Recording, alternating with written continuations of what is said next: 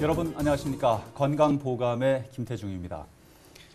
질병관리본부가 국민건강영양조사 자료를 분석해 봤는데 우리나라 98년도쯤 비만이 26.3%, 2005년에는 31%에 육박을 했고 2025년이 되면 놀라지 마십시오. 무려 50%에 육박할 것이라는 자료를 발표했습니다.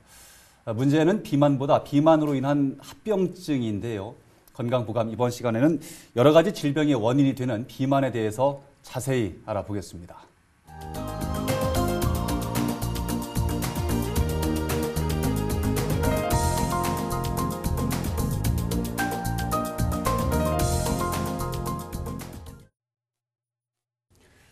네, 이번 시간 도움 말씀 주실 한국병원 가정의학과 김은기 과장 자리하셨습니다. 안녕하십니까? 네, 안녕하십니까?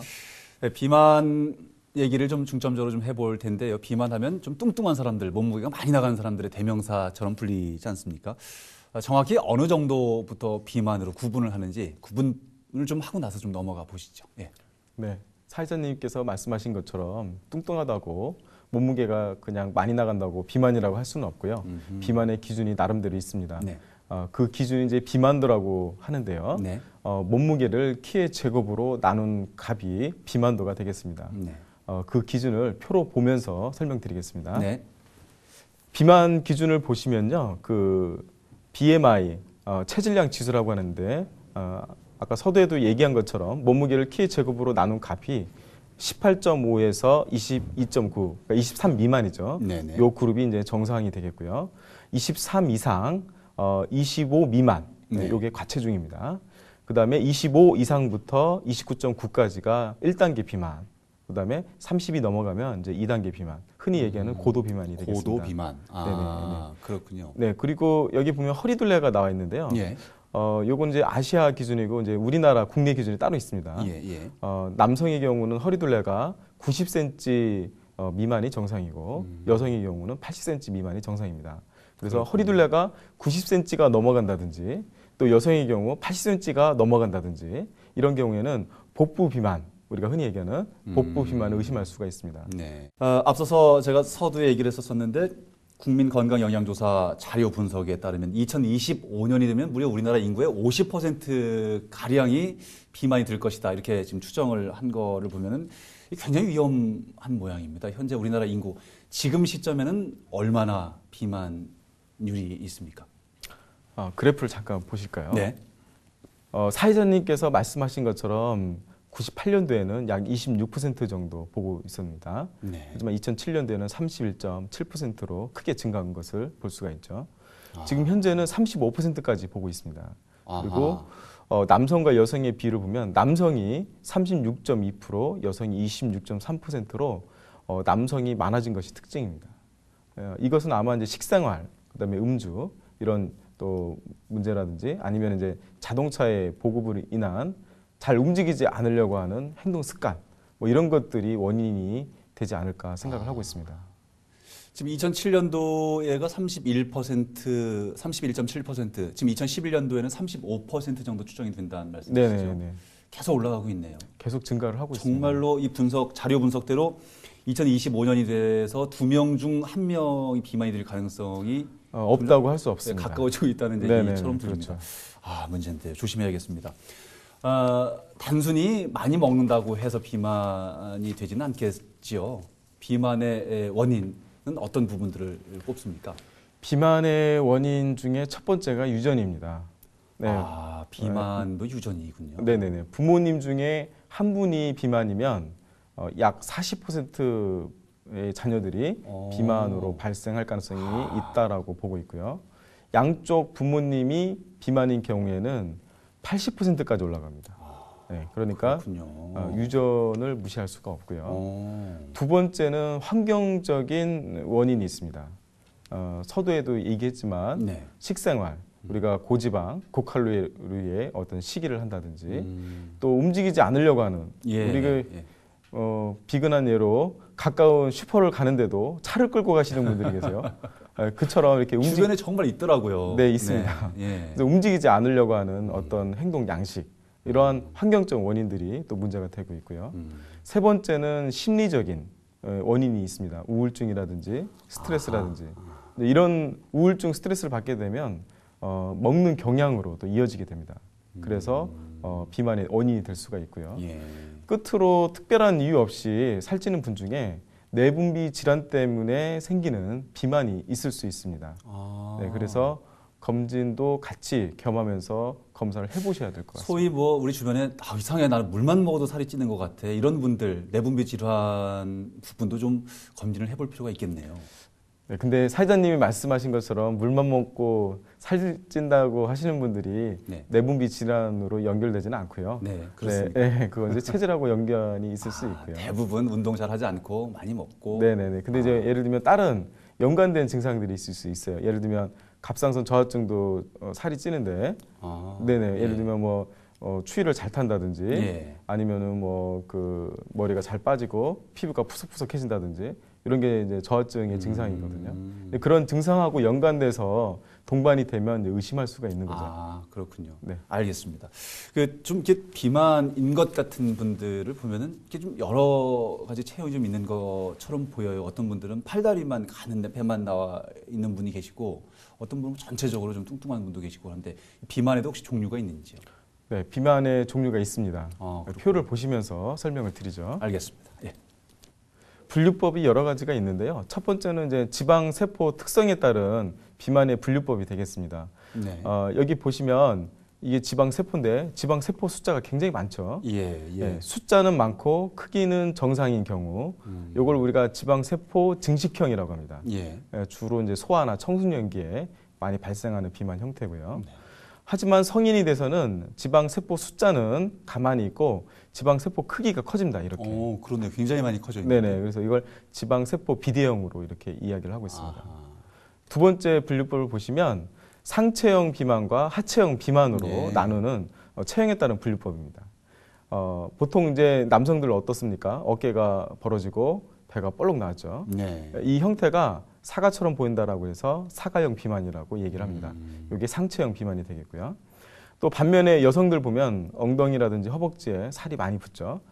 그래서 형태를 보면 서양 배 모양입니다. 그래서 서양 그렇군요. 배형 비만. 그래서 하체형 비만이라고 합니다. 예, 정말 연상되는 분들이 많이 있습니다. 네. 그래서 이걸 이제 체형에 따른 분류법이라고 하고요. 이제 끝으로 이제 그 지방이 어디에 축적되어 있는가에 따른 분류법이 되겠는데요. 이게 내장 지방형 복부 비만이 되겠습니다. 그래서 보면 이 내장에 지방이 검은 것들이 다 지방인데 굉장히 많죠. 그렇군요. 네. 예. 반면에 이제 피하 지방형이 있습니다. 예. 이거는 이제 피하에 지방들이 이렇게 두껍게 자리 잡고 있는 것을 볼 수 있습니다. 그래서 내장 지방형 비만과 또 피하 지방형 비만 이렇게 또 두 가지로 분류할 수 있는 방법이 있겠습니다. 예. 지금 선생님 말씀을 들어보니까 비만의 종류에도 굉장히 여러 가지가 있구나라는 확인할 수 있었었는데 이렇게 종류가 여러 가지가 있으면은 종류에 따른 특징 같은 것들도 혹시 이렇게 좀 다를 것 같은데 어떻습니까? 그 소아 청소년기에 많이 발생하는 지방세포 증식형 같은 경우에는 네네. 성인 비만으로 연결될 가능성이 굉장히 높습니다. 어느 한 연구 결과를 보면 약 80%까지 이어진다라고 보고하는 경우도 있고요. 예. 또 치료도 굉장히 어렵습니다. 소아 비만이 성인 비만으로 이어질 경우에는 그런 특징이 있고요. 예. 또 내장형 비만이라든지 또 상체형 비만, 아까 왜 남성 여기 배만 볼록 나오신 분들 네네. 사진 봤죠? 예, 사과형. 네, 사과형 비만 이런 분들은 고혈압이나 당뇨 또 고지혈증, 심장질환 이런 성인병으로 연결될 가능성이 굉장히 높습니다. 예. 그래서 이런 분들은 특히 조심해야 할 것 같습니다. 좋은 얘기는 전혀 없네요. 다들 뭐 다 어려워지는 부분이군요. 네, 그렇습니다.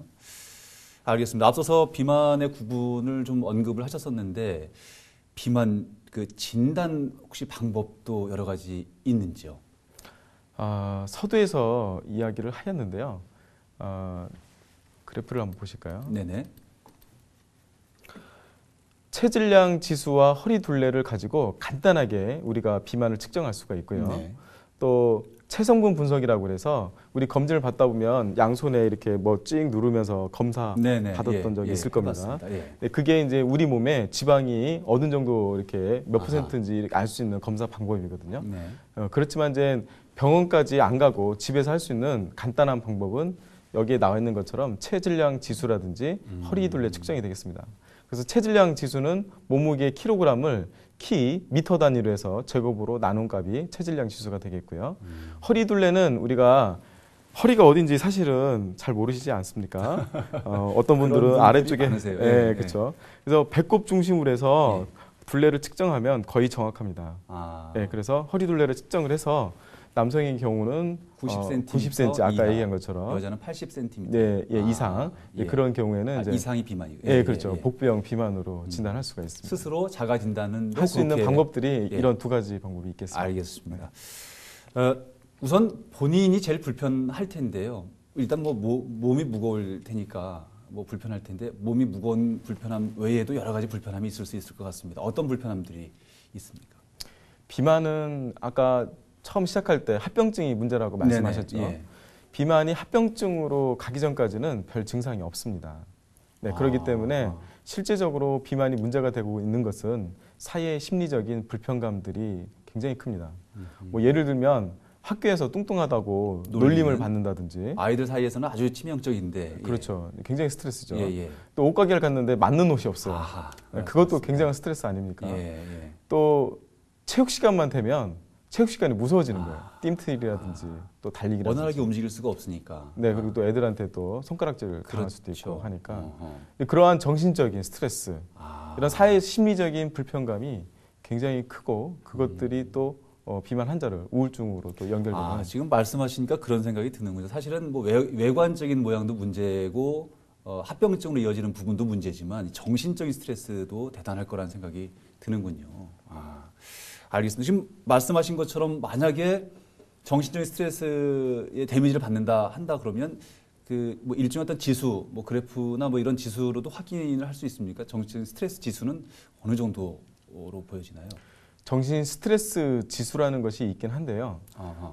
뚜렷하게 비만이 몇 점 이렇게 나와 있는 것은 없습니다. 네. 하지만 이제 우리가 배우자의 죽음을 100점으로 놓고 봤을 때 우리가 비만한 분들은 식생활 개선이라든지 운동이라든지 이런 노력을 하지 않습니까? 근데 그런 노력을 하는 것 자체가 한 25점 정도 된다고 합니다. 네. 근데 그게 어느 정도의 스트레스냐면 상사가 그 꾸지람을 할 때 그 받는 스트레스 그 정도가 25점 정도라고 보시면 되겠습니다. 그래서 그거를 매일 듣는다고 생각하면 굉장히 스트레스겠죠. 대단하죠. 네, 그 정도로 이해하시면 되겠습니다. 그렇군요. 잘 알겠습니다. 이쯤 돼서 합병증 얘기를 안 할 수가 없는데요. 비만, 아까 서두에서도 여러 가지 비만 얘기를 좀 하셨었고, 합병증 부분도 좀 짚어주셨는데, 비만과 연결될 수 있는 합병증은 어떤 것들이 있는지요? 비만하게 되면 아무래도 사망률도 2배 이상 높아진다라고 되어 있고요. 비만하면 사망률이 2배 이상 높습니까? 네네. 그것뿐만 아니라 많은 질환들이 연관되어 있는데요. 그림을 보시면서 설명을 드리겠습니다. 네. 비만해지면 여러 합병증들이 있을 수 있습니다.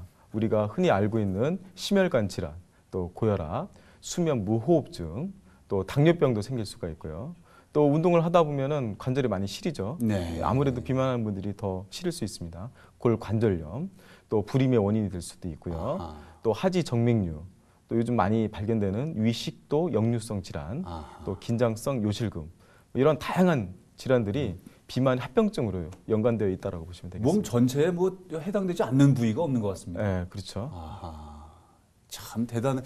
아니, 근데 사실은 이런 합병증도 합병증입니다만은 선생님 지금 금방 말씀하셨었는데 이 오래 살기 위해서라도 살은 꼭 빼야겠다는 생각이 드네요. 그렇죠. 비만이 미용 목적으로 하는 것이 아니라 질병으로 인식을 하고 그 질병을 예방하고 이런 합병증을 예방하고 이런 데 목적을 두는 것이 더욱 중요합니다. 일종의 비만 자체도 질환으로 분류가 되는 거예요? 네, 그렇습니다. 그렇군요. 네. 비만이 혹시 좀 조심스러운 얘기는 합니다만은 암과도 연관이 되는지, 암으로 이어도지는지요? 네, 많은 연구에서 그러한 결과들이 나와 있습니다. 그렇습니까? 네. 굉장히 슬라이드를 한번 보시면요. 정상군보다 과체중인 그룹이 자궁 내막암이 2배 정도, 또 비만인 그룹이 3.5배에서 5배까지 올라간다고 되어 있고요. 대단하군요. 유방암의 경우는 과체중이 정상군보다 30% 더 많이 발생한다고 되어 있고요. 비만인 경우는 50%까지 증가한다고 되어 있습니다. 또 신장암과 식도암 3배 이상 증가한다고 되어 있고요. 또 대장암의 경우에도 약 2배 정도 증가하는 것으로 연구 결과에서 나와 있습니다. 예. 아니 지금 이 수치로 보고 나니까 비만이 굉장히 심각한 질환이구나라는 생각을 다시 한번 하게 되었습니다. 굉장하군요. 앞서서 뭐 유전이 된다는 얘기를 하셨었는데 그렇다면은 그 어렸을 때 뚱뚱했던 사람들이 커서도 뚱뚱해지는지 뭐 이런 부분들 궁금해하시는 분들 많이 있거든요. 어떻습니까? 아주 많죠. 소아 비만이 성인 비만으로 이어진다라고 서두에도 말씀을 드렸지만 소아 비만 같은 경우는 지방 세포 증식형입니다. 그러니까 지방 세포 크기는 크진 않지만 네. 그 지방 세포가 숫자가 굉장히 많아지기 때문에 그 지방 세포 숫자들이 없어지지 않습니다. 잘. 그렇기 때문에 성인 비만으로 거의 80%까지 연결된다라고 나와 있습니다. 그렇다면 어렸을 때 좀 뚱뚱했던 좀 비만인 체형이었던 분이 성인이 돼서 좀 그렇지 않아지는 좀 표준 체형이 됐다고 하더라도 항상 주의 깊게 좀 관리를 해야겠다는 생각이 드는군요. 그렇죠. 꾸준한 관리가 필요합니다. 그리고 그 유전성 부분 다시 한번 좀 얘기를 실제로 뭐 부모, 아버지나 어머니가 그렇다고 하더라도 안 걸릴 비만이 아닐 수 있는 확률이 뭐 적지만 있을 수 있지 않습니까? 있을 수 있죠. 그럼 그 유전적으로 반드시 비만이 되는 거는 아닐 텐데 어떻게 하면 좀 관리를 좀 잘하면 비만으로부터 좀 피해갈 수 있을지 이런 부분도 좀 궁금하고. 비만의 어떤 치료, 예방 뭐 이런 부분을 말씀하시는 것 같은데요. 네. 유전의 확률은 굉장히 높습니다. 우선 그래프를 한번 보시죠. 네. 그림에서 보시는 것처럼 부모님들이 비만이 아닌 경우는 자녀의 비만 발생률이 14%밖에 안 됩니다. 아하, 예. 하지만 한쪽 부모님이 비만인 경우, 이렇게 부모님 중에 아버님이 네네. 뚱뚱하다든지 어머님이 뚱뚱하신 경우에는 40%. 거의 절반 가까이 네. 되는군요. 예. 양친 부모가 비만인 경우는 80%까지 이어집니다. 아, 그래서 양친 부모가 비만인 경우는 굉장한 노력을 많이 하셔야 됩니다. 그렇죠? 예. 그래서 식생활 개선이라든지 예를 들면 운동이라든지 앞서서 말씀하셨던 네, 그러한 노력들을 열심히 해주셔야만 됩니다. 이미 다른 사람들보다 더 노력을 많이 해야겠다라는 생각이 드는군요. 알겠습니다. 그런 분들도 계세요. 지방 흡입술이 요즘 많이들 하고 계신데 지방 흡입을 하면 살이 더 이상 찌지 않지 않습니까? 이렇게 묻는 분들도 많으신데 어떻습니까? 성형외과에 그 유명한 그 학술 논문지에 네. 2006년도에 실린 연구 주제가 있는데 그게 뭐냐면 209명의 사람들을 대상으로 지방 흡입술을 시행을 했습니다. 그러고 나서 이 사람들을 추적 관찰을 했어요. 예.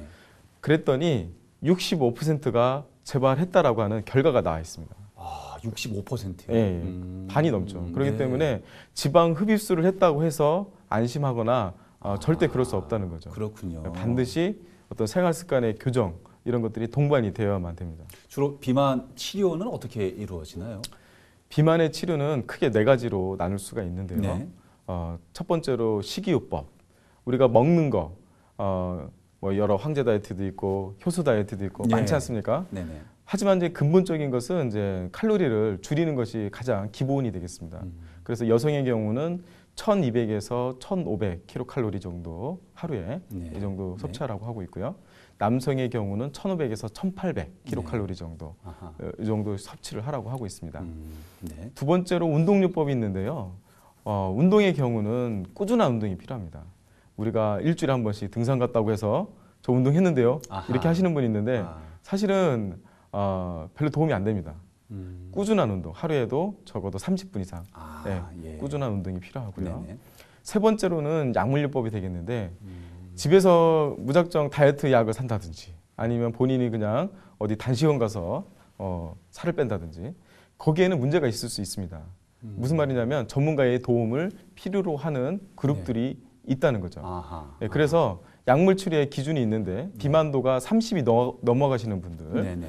또 혈압이나 당뇨, 고지혈증, 심장병이 있으면서 비만도가 27이 넘어가는 분들 네. 이런 분들은 꼭 전문가와 상담을 해서 약물 치료를 같이 하시면서 체중 조절하시는 것이 도움이 될 거라 생각을 합니다. 네네. 끝으로 수술요법이 있는데요. 수술요법은 요즘에 많이 하고 있는데요. 비용이 비싸지만 효과는 있는 것으로 되어 있습니다. 그래서 예, 예. 기준을 보면 비만도가 30에서 35 이상 고도 비만인 경우에는 그 방법도 고려할 수 있다라고 되어 있습니다. 네, 그렇군요. 잘 알겠습니다.